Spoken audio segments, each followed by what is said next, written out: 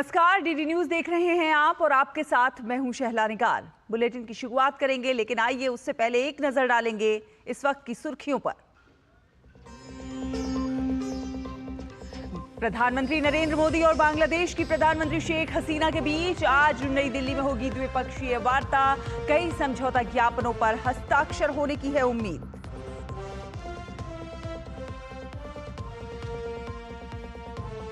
नई दिल्ली में आज होगी जीएसटी काउंसिल की 53वीं बैठक। केंद्रीय वित्त मंत्री निर्मला सीतारमण की अध्यक्षता में कई अहम मुद्दों पर होगा विचार विमर्श।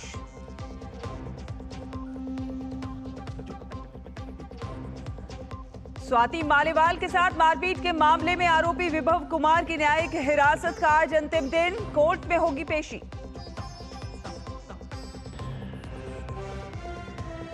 अमेरिकी सुप्रीम कोर्ट ने घरेलू हिंसा करने वालों के पास बंदूक रखने पर प्रतिबंध रखा बरकरार। उधर दक्षिणी अरकानसास के सुपरमार्केट में हुई गोलीबारी में 3 की मौत, 10 जख्मी।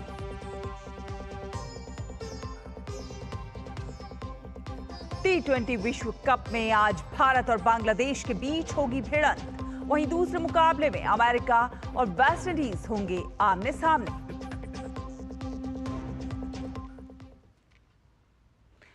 तो आपको बता दें कि बांग्लादेश की प्रधानमंत्री शेख हसीना भारत के 2 दिवसीय दौरे पर हैं। शेख हसीना का आज राष्ट्रपति भवन में औपचारिक स्वागत किया जाएगा। वहीं प्रधानमंत्री नरेंद्र मोदी और बांग्लादेश की प्रधानमंत्री शेख हसीना के बीच आज नई दिल्ली में द्विपक्षीय वार्ता होगी। दोनों देशों के बीच कई समझौता ज्ञापनों पर हस्ताक्षर होने की उम्मीद है। दोनों देशों के प्रधानमंत्रियों के बीच बातचीत द्विपक्षीय संबंधों को नई ऊंचाइयों पर ले जाने पर केंद्रित होगी। पिछले कुछ वर्षों में भारत और बांग्लादेश के बीच समग्र रणनीतिक संबंध और ज्यादा प्रगाढ़ हुए हैं। भारत की पड़ोसी प्रथम नीति के तहत बांग्लादेश एक बेहद महत्वपूर्ण साझेदार है और ये सहयोग सुरक्षा, व्यापार, वाणिज्य, ऊर्जा, संपर्क, विज्ञान एवं प्रौद्योगिकी, रक्षा और समुद्री मामलों तक फैला हुआ है। प्रधानमंत्री नरेंद्र मोदी के साथ द्विपक्षीय वार्ता के अलावा पीएम शेख हसीना का राष्ट्रपति द्रौपदी मुर्मू और उपराष्ट्रपति जगदीप धनखड़ से मुलाकात का भी कार्यक्रम है। इससे पहले विदेश मंत्री डॉक्टर एस जयशंकर ने भारत दौरे पर आई बांग्लादेश की प्रधानमंत्री शेख हसीना से मुलाकात की। विदेश मंत्री डॉक्टर एस जयशंकर ने एक पोस्ट में लिखा कि बांग्लादेश की प्रधानमंत्री शेख हसीना से मुलाकात करके बहुत खुशी हुई। उन्होंने लिखा कि भारत की उनकी राजकीय यात्रा हमारे घनिष्ठ और स्थायी संबंधों को रेखांकित करती है।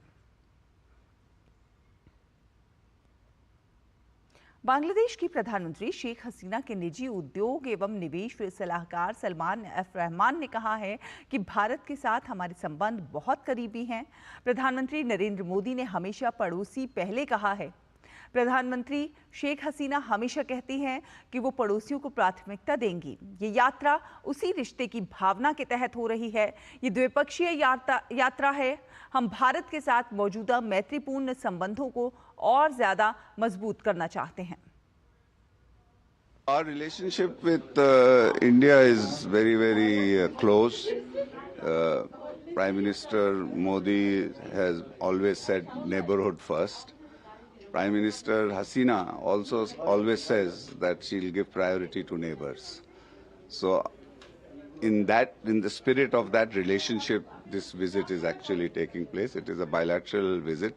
Basically, we want to build much more on the existing very friendly and strong relations which exist. The relationship is, basically increasing our economic cooperation between the two countries, both at the government level, but more importantly at the private sector level. और इसी खबर पर ज्यादा बातचीत करने के लिए हमारे साथ हमारे सहयोगी संवाददाता अरुण शर्मा हमारे साथ फोन लाइन पर जुड़ गए हैं। अरुण, सुप्रभात। बेहद महत्वपूर्ण प्रधानमंत्री शेख हसीना की यात्रा हम कह सकते हैं, द्विपक्षीय कई मुद्दों पर इसमें बातचीत होगी और साथ ही साथ जिस तरह से प्रधानमंत्री नरेंद्र मोदी की सोच है कि पड़ोसी सबसे पहले, उसी तरह से प्रधानमंत्री शेख हसीना की भी सोच है। ऐसे में जो भारत और बांग्लादेश के मजबूत रिश्ते हैं वो और भी ज्यादा प्रगाढ़ होने की उम्मीद लगाई जा सकती है। बिल्कुल, ये इस बात को भी दर्शाता है कि दोनों ही नेता एक तरह से जो भारत बांग्लादेश संबंध है उनको नई ऊंचाइयों तक ले करके जाना चाहते हैं। इसको इस तरह से भी समझा जा सकता है शैला कि जो बांग्लादेश की प्राइम मिनिस्टर है उनका ये 1 महीने के अंदर अंदर ये दूसरा भारत का दौरा है। और इस बात को हम जानते हैं कि जो प्रधानमंत्री का जो शपथ ग्रहण समारोह हुआ था उसमें जो वर्ल्ड लीडर्स जो आए थे उसमें शेख हसीना भी शामिल थी। और साथ ही साथ ये पहली इनकमिंग विजिट है, स्टेट विजिट आप कह सकते हैं, मोदी 3.0 के अंदर। तो इस तरह से काफी महत्वता बढ़ जाती है इस दौरे की। लेकिन साफ तौर पर अभी हमने देखा जो इन्वेस्टमेंट एडवाइजर जो शेख हसीना की, उन्होंने क्लियरली इंडिकेटिव बताया कि जो एग्जिस्टिंग जो रिलेशंस हैं उसको यहाँ से कैसे नई ऊंचाइयों तक ले जाया जा सके। इस विजिट का एक जो ब्रॉड जो नेचर रहने वाला है वो यही रहने वाला है कि कैसे जो एग्जिस्टिंग रिलेशनशिप है उसको ऐसे नई ऊंचाइयों तक कैसे लेकर के जाया जा सके। दूसरा इंपॉर्टेंट पॉइंट ये भी निकल करके आता है कि हम इस बात को जानते हैं कि जब शेख हसीना अपने 4th कंसेक्यूटिव टर्म में वापस आती है तो प्राइम मिनिस्टर मोदी तो पहले वर्ल्ड लीडर होते हैं जो ट्वीट करके उन्हें कांग्रेचुलेटरी मैसेज देते हैं। तो शेख हसीना भी की जो पहली जो भारत में जो मोदी 3.0 में पहली इनकमिंग जो स्टेट विजिट है वो शेख हसीना की होती है। तो एक तरह से बहुत ही इंपॉर्टेंट विजिट होती है। लेकिन यहाँ पे देखने वाली बात यहाँ पे शैला ये है कि बांग्लादेश हो या भारत हो, दोनों के लिए विजिट काफी इंपॉर्टेंट है। बिकॉज बांग्लादेश इस समय पर कई चैलेंजेस से गुजर रहा है। वहां पर भी जो इकोनॉमी को तेज गति पर बरकरार रखना एक बड़ा चैलेंज है। साथ ही साथ इन्फ्लेशन वहां पर एक बहुत बड़ा चैलेंज निकल करके आ रहा है। ऐसे में बांग्लादेश इस बात पर फोकस करेगा कि कैसे आर्थिक गतिविधि को बढ़ावा दिया जा सके, जो कनेक्टिविटी रिलेटेड प्रोजेक्ट्स है उनको कैसे फास्ट ट्रैक किया जा सके, उसको और कैसे बढ़ावा दिया जा सके जिससे कि अपनी ग्रोथ को सस्टेन रख सके। लाइन ऑफ क्रेडिट जो भारत की तरफ से आता है क्या उसको कुछ रिवर्क किया जाएगा जिससे कि मैक्सिमम यूटिलाइजेशन कर सके बांग्लादेश। तो इन तमाम इकोनॉमिक एंगल्स के ऊपर नजरें रह सकती है बांग्लादेश की खास तौर पर इस विजिट के दौरान, क्योंकि हम इस बात को जानते हैं कि दोनों ही नेताओं के लिए ये एक नया टर्म होगा। तो एक तरह से मल्टी फैसेटेड जो भारत और बांग्लादेश का रिलेशनशिप है इसको कैसे हम लोग एक तरह से हर डायमेंशन के ऊपर काम कर सके, चाहे कनेक्टिविटी प्रोजेक्ट्स हो, चाहे पीपल टू पीपल कनेक्ट की बात हो या फिर जो रीजनल स्टेबिलिटी की बात हो, इन तमाम मुद्दों के ऊपर बातचीत होती हुई दिखाई दे सकती है इस दौरे के दौरान। बिल्कुल, कई महत्वपूर्ण मुद्दों पर बातचीत होने की उम्मीद है इस महत्वपूर्ण दौरे के दौरान। बात अगर हम ऊर्जा की करते हैं, बात अगर हम करते हैं व्यापारिक मुद्दों की, किस तरह से व्यापार को और ज्यादा बढ़ाया जा सकता है, ये भी तमाम मुद्दे रह सकते हैं बातचीत के दौरान। ये देखिए, हमने देखा कि 2023 के अंदर काफी एक इंटरेस्टिंग ईयर आप कह सकते हैं इंडिया बांग्लादेश रिलेशनशिप के अंदर, क्योंकि कई सारे इंपॉर्टेंट बायलैटरल जो प्रोजेक्ट्स होते हैं उस पर कहीं ना कहीं आगे बढ़ते हुए दिखाई दिए। एक तरह से आप देखिए इंडिया बांग्लादेश फ्रेंडशिप पाइपलाइन की बात कर लीजिए, उस प्रोजेक्ट ने इतना महत्वपूर्ण काम किया कि जो एनर्जी डिपेंडेंसी है, जो फॉरेस्ट रिजर्व है, उसमें काफी महत्वपूर्ण भूमिका निभाई कि कैसे बांग्लादेश उसमें और सेव कर सके, बचा सके। साथ ही साथ कई सारे रेल लिंक जो प्रोजेक्ट है इसकी शुरुआत होती हुई दिखाई दी जिससे कि नो डाउट कनेक्टिविटी को बढ़ावा मिले ही मिले, लेकिन कैसे इकोनॉमिक एक्टिविटी और पीपल टू पीपल कनेक्ट को और बढ़ावा मिल सके, इस बात पर फोकस रह सके। तो जाहिर सी बात है हम इस बात को जानते हैं कि जब तक ट्रेडिंग पार्टनर्स की बात आती है तो बांग्लादेश एक टॉप ट्रेडिंग पार्टनर भारत का है एशियन रीजन के अंदर। तो ये इस बात को दर्शाता है कि चाहे बांग्लादेश हो चाहे भारत, ये दोनों जो विजिट दोनों ही देशों के लिए बहुत महत्वपूर्ण है। और साथ ही साथ बांग्लादेश भी लुक्रेटिव अपॉर्चुनिटीज को तलाश करेगा, जैसे कि इन्वेस्टमेंट एडवाइजर जो है शेख हसीना की, उन्होंने क्लियरली इंडिकेट किया है कि हो सकता है कि इन्वेस्टमेंट कैपेसिटीज को कैसे बांग्लादेश की कंपनीज भारत के अंदर लुक्रेटिव ऑप्शंस ढूंढते हुए नजर आए। साथ ही भारत के लिए एक तरह से गेटवे का भी काम करता है जो नॉर्थ ईस्टर्न रीजन है, जो भारत की जो एक्ट ईस्ट पॉलिसी है, तो वहाँ पर इंफ्रास्ट्रक्चर कैपेसिटीज को कैसे स्ट्रेटेजिकली बिल्ड कर सके, कैसे उसमें फाइनेंसिंग या एड दे सके जिससे कि स्ट्रेटेजिकली एक तरह से भारत को भी इसका फायदा होता हुआ दिखाई दे और एक तरह से पूरे ईस्टर्न पार्ट को जो एक्ट ईस्ट पॉलिसी भारत का उसको कहीं ना कहीं गति मिल सके, उस बात पर भी फोकस रहता हुआ दिखाई दे सकता है। तो प्राइमरीली आज का दिन बहुत इंपॉर्टेंट होने जा रहा है। प्राइम मिनिस्टर मोदी और शेख हसीना की बायलैटरल मीटिंग भी होने जा रही है जिसका एक्सपेक्टेड है चाहे एनर्जी हो, कनेक्टिविटी हो, इंफ्रास्ट्रक्चर बूस्ट हो, इन तमाम मुद्दों पर फोकस रहता हुआ दिखाई दे सकता है आज की अगर बैठक की बात की जाए तो। और हम जानते हैं अरुण की बुनियादी ढांचा जो परियोजना है बांग्लादेश में, उसको मजबूत करने के लिए भारत की ओर से काफी सहयोग भी किया जाता रहा है। प्रधानमंत्री नरेंद्र मोदी जिस तरह से हमेशा पड़ोसी प्रथम की नीति को मानते हुए आगे चलते हैं, उस दिशा में बांग्लादेश को एक बहुत महत्वपूर्ण सहयोगी के तौर पर मानते हैं और इसीलिए एक बड़ा ऋण भी दिया गया है वहां पर बुनियादी ढांचा परियोजना को और ज्यादा मजबूत करने के लिए।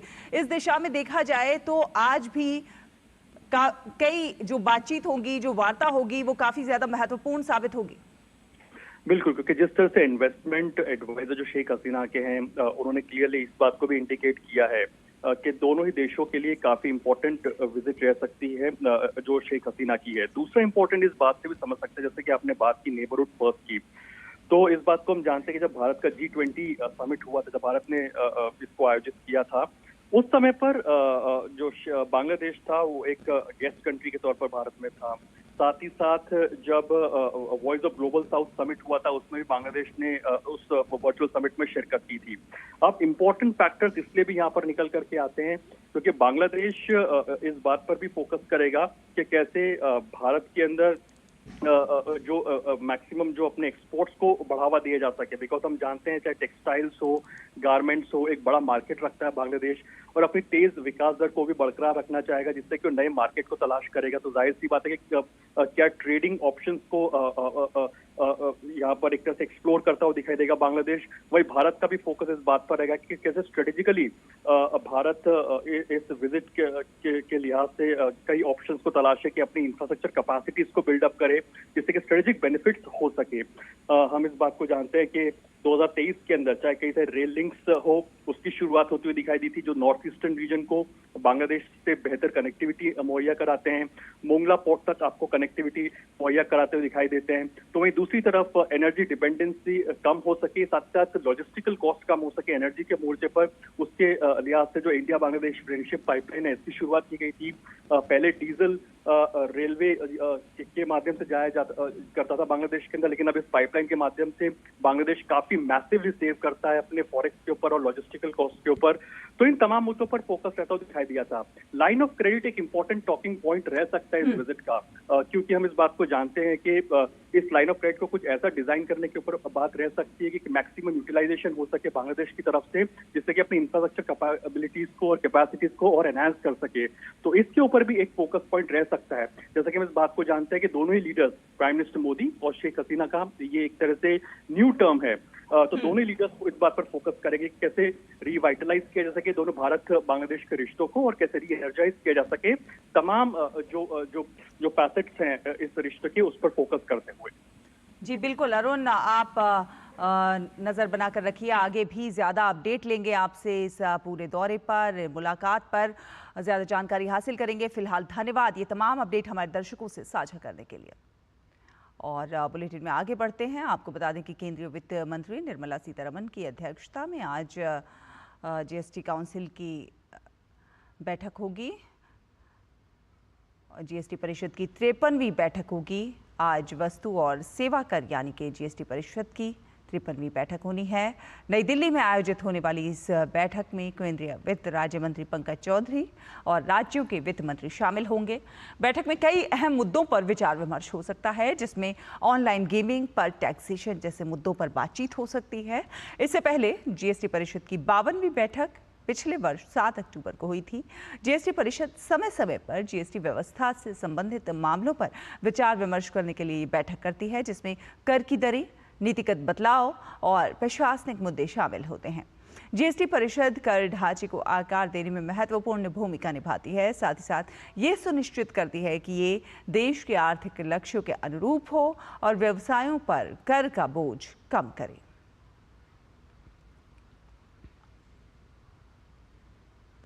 खबरें अभी और भी हैं, लेकिन वक्त एक छोटे से ब्रेक का हुआ है। जल्द हाजिर होंगे, आप देखते रहिए डीडी न्यूज।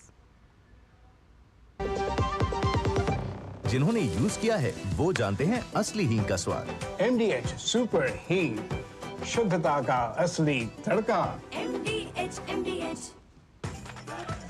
मैं क्या जी, सब जानते हैं, जहां दिखे मारियो अपना समझ के खा लियो।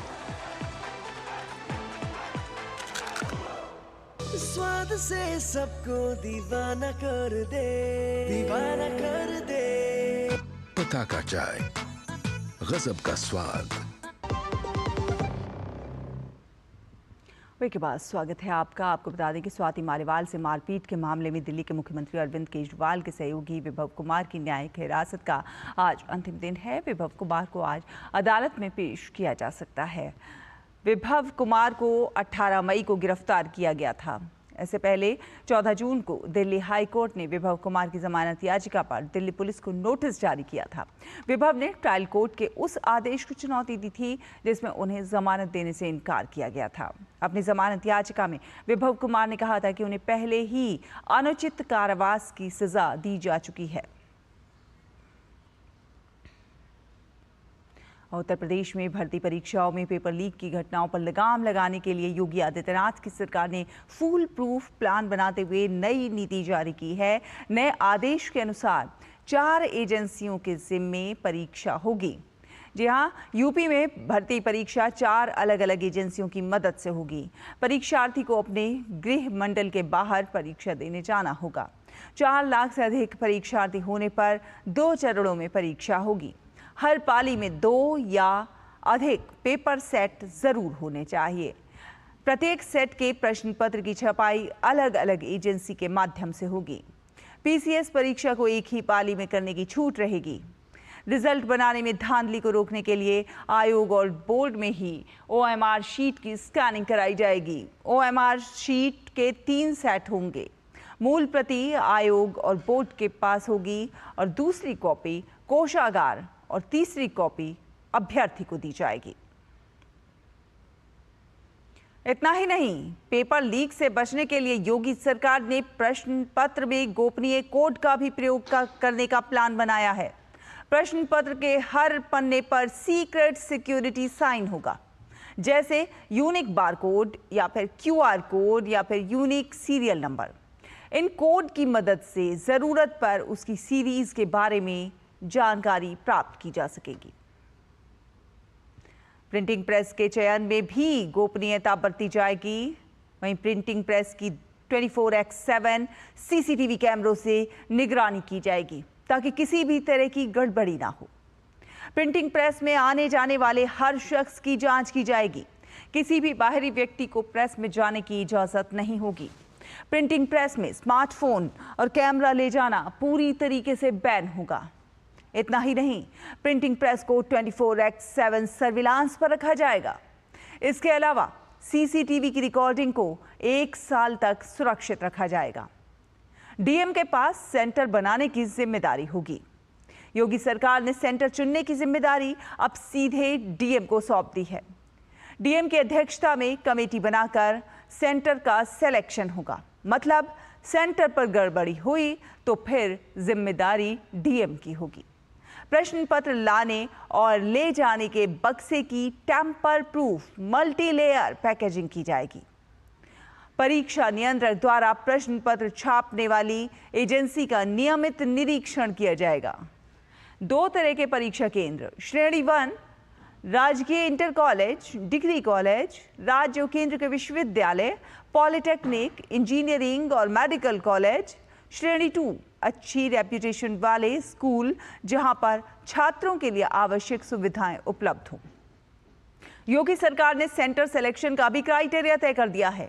इसके अनुसार एग्जाम सेंटर को 3 साल परीक्षा करने का अनुभव होना जरूरी है। परीक्षा केंद्र पर सीसीटीवी चालू अवस्था में होना अनिवार्य है। परीक्षा शुरू होने से लेकर परीक्षा के खत्म होने तक सीसीटीवी ऑन रहेगा।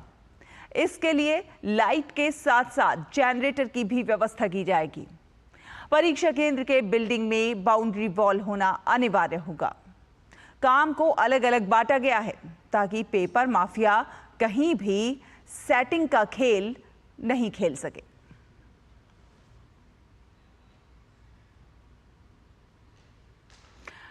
और आपको बता दें कि पीआईबी फैक्ट चेक ने नीट परीक्षा के पेपर लीक की खबर के बाद वायरल हो रहे एक वीडियो को लेकर इस बात की पुष्टि की है कि ये वीडियो भ्रामक एवं आधारहीन है। दरअसल एक वीडियो में ये दावा किया जा रहा है कि दिल्ली विश्वविद्यालय में छात्रों ने केंद्रीय शिक्षा मंत्री धर्मेंद्र प्रधान को काले झंडे दिखाए। आज दिल्ली विश्वविद्यालय में केंद्रीय शिक्षा मंत्री का कोई भी कार्यक्रम निर्धारित नहीं था।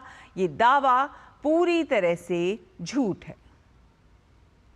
तो पेपर लीक को रोकने के लिए केंद्र सरकार ने लोक परीक्षा कानून 2024 लागू कर दिया है और इस साल फरवरी में ये कानून पारित हुआ था। इस कानून को राष्ट्रपति द्रौपदी मुर्मू मंजूरी दे चुकी हैं। सरकार ने कानून की अधिसूचना जारी कर दी है। लोक परीक्षा विधेयक 2024 के तहत कड़ी सजा का प्रावधान किया गया है। इस कानून के लागू होने के बाद पेपर लीक के दोषियों को 3 साल से 10 साल तक की सजा और 10 लाख से 1 करोड़ रुपए तक के जुर्माने का प्रावधान है। इस कानून के दायरे में यूपीएससी, एसएससी, रेलवे, बैंकिंग, भर्ती परीक्षाएं और एनटीए की तरफ से आयोजित सभी परीक्षाएं आएंगी।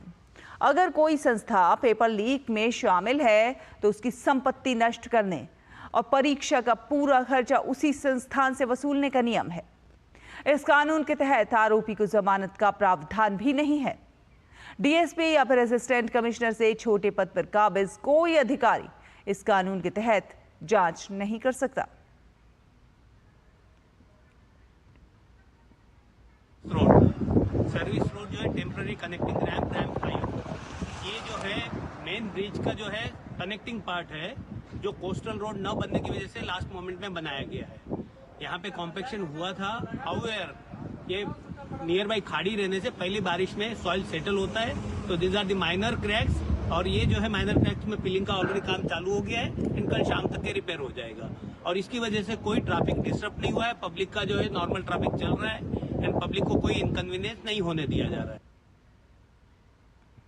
और मुंबई के अटल सेतु में दरार पड़ने की अफवाह को लेकर MMRDA ने एक स्पष्टीकरण दिया है। दक्षिण मुंबई को नवी मुंबई से जोड़ने वाले मुंबई ट्रांस हार्बर लिंक पुल को लेकर MMRDA ने कहा है कि ये दरारें पुल पर नहीं बल्कि उल्वे से मुंबई की ओर MTHL को जोड़ने वाले अप्रोच रोड पर हैं। उन्होंने कहा कि 20 जून को संचालन और रखरखाव टीम द्वारा निरीक्षण के दौरान रैम्प 5 पर 3 स्थानों पर किनारों के पास सड़क की सतह पर छोटी दरारें पड़ गई थी।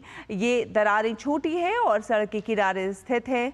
मुंबई महानगर क्षेत्र विकास प्राधिकरण ने कहा है कि ये दरारें संरचनात्मक दोष के कारण नहीं हैं। इसका मरम्मत कार्य शुरू हो चुका है जो 24 घंटों के भीतर पूरा हो जाएगा। ये कार्य यातायात में किसी प्रकार की बाधा उत्पन्न किए बिना किया जा रहा है।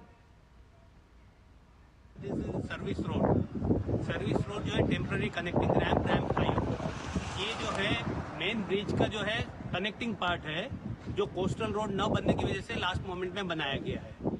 यहाँ पे कॉम्पेक्शन हुआ था। हाउएवर ये नियर बाई खाड़ी रहने से पहली बारिश में सॉइल सेटल होता है, तो this are the minor cracks. और ये जो है माइनर क्रैक्स में फिलिंग का ऑलरेडी काम चालू हो गया है। इनका शाम तक के रिपेयर हो जाएगा और इसकी वजह से कोई ट्रैफिक डिस्टर्ब नहीं हुआ है। पब्लिक का जो है नॉर्मल ट्रैफिक चल रहा है एंड पब्लिक को कोई इनकन्वीनियंस नहीं होने दिया जा रहा है। गौरतलब है कि महाराष्ट्र कांग्रेस अध्यक्ष नाना पटोले ने अटल सेतु की गुणवत्ता पर सवाल उठाए हैं। नाना पटोले ने सड़क पर दरारों की ओर इशारा करते हुए अटल सेतु समुद्री पुल के निर्माण में भ्रष्टाचार का आरोप लगाया है, जिस पर महाराष्ट्र के उप मुख्यमंत्री देवेंद्र फडणवीस ने प्रतिक्रिया देते हुए कांग्रेस पर हमला बोला है। देवेंद्र फडणवीस ने एक्स पर किए गए एक पोस्ट में कहा है कि अटल सेतु पर कोई दरार नहीं है, ना कोई अटल सेतु को कोई खतरा है। ये तस्वीर अप्रोच रोड की है, लेकिन एक बात साफ है कि कांग्रेस पार्टी ने झूठ के सहारे दरार का एक लंबा प्लान बना लिया। चुनाव में संविधान बदलने की बातें, चुनाव के बाद फोन से ईवीएम अनलॉक करने की बातें और अब ऐसी झूठी बातें। देश की जनता ही इस दरार प्लान और कांग्रेस की भ्रष्ट आचरण को परास्त करेगी। बात करते हैं खेल की। T20 क्रिकेट विश्व कप के सुपर 8 में आज भारत का सामना बांग्लादेश से होगा। भारतीय टीम ने सुपर 8 के अपने पहले मैच में अफगानिस्तान को हराया था। दूसरी ओर बांग्लादेश को ऑस्ट्रेलिया के हाथों हार का सामना करना पड़ा। फिलहाल टीम इंडिया 2 अंक के साथ अंक तालिका में ऑस्ट्रेलिया के बाद दूसरे स्थान पर है, जबकि बांग्लादेश की टीम टेबल में चौथे स्थान पर काबिज है। रोहित शर्मा की कप्तानी वाली टीम की कोशिश अपने जीत के सिलसिले को जारी रखते हुए बांग्लादेश को हराकर सेमीफाइनल में अपनी जगह पक्की करने की होगी। इसी के साथ इस बुलेटिन में फिलहाल इतना ही। डीडी न्यूज पर खबरों का सफर लगातार जारी है। आप देखते रहिए डीडी न्यूज। नमस्कार।